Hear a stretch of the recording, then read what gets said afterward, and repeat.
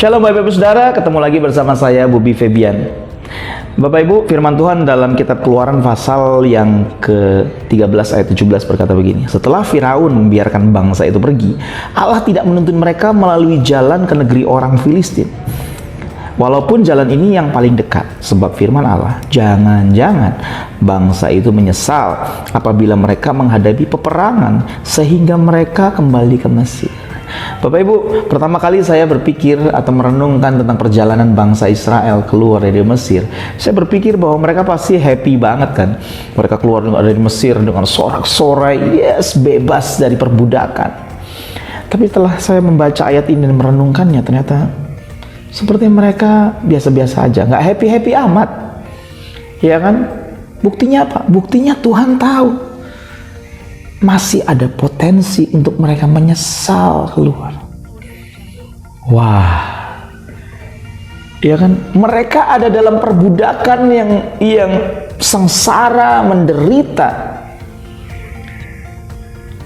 tapi mereka nyaman ada di situ. Ternyata mereka belum bisa melepaskan kemesiran mereka sebenarnya. Sama seperti kita. Ya, seringkali kita ada dalam situasi di mana kita nyaman kepada sebuah keadaan tanpa kita menyadari bahwa sebenarnya kita sedang tidak baik-baik saja. Kita sedang sengsara. Masalahnya adalah untuk keluar dari kesengsaraan itu, kita perlu berjuang. Nah, kita nggak berani berjuang.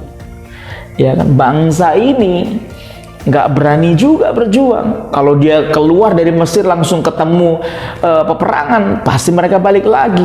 Tuhan tahu itu. Kenapa? Karena mereka sejatinya tidak mengenal Tuhan. Ya, mereka ini keturunan Abraham, saudara. Mereka mungkin mendengar cerita tentang Allah Abraham, Ishak dan Yakub. Tapi 400 tahun di Mesir, come on. Setiap hari mereka ketemu sama dewa-dewa Mesir. Jadi mereka nggak ngerti siapa Tuhan Allah Abraham, Ishak dan Yakub ini. Siapa mereka ini? Siapa dia ini? Maaf, ya kan? Nah, itu yang membuat mereka tidak bisa mengerti maksud dan rencana Tuhan juga.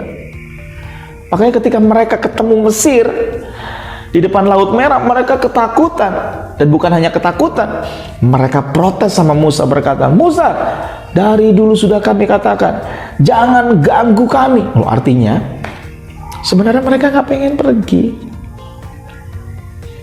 Bapak Ibu Saudara, waktu mereka tidak tahu siapa Tuhan mereka, mereka juga tidak tahu siapa mereka. Waktu kita tidak mengenal siapa Tuhan, Bapak Ibu, sejatinya kita juga tidak tahu siapa kita. Bangsa Israel, bangsa pilihan. Sama Bapak Ibu Saudara dan saya, waktu kita menerima Yesus, kita menjadi bangsa yang terpilih, imamat rajani. Kita bukan budak lagi yang dikuasai oleh dosa, dikuasai oleh ketakutan, kekhawatiran, dikuasai oleh penderitaan. No, memang kita harus berjuang, tapi dengar baik-baik, perjuangan kita bersama dengan Tuhan. Dan Tuhan kita adalah Tuhan yang berkuasa. Dia punya rencana yang begitu luar biasa di depan sana.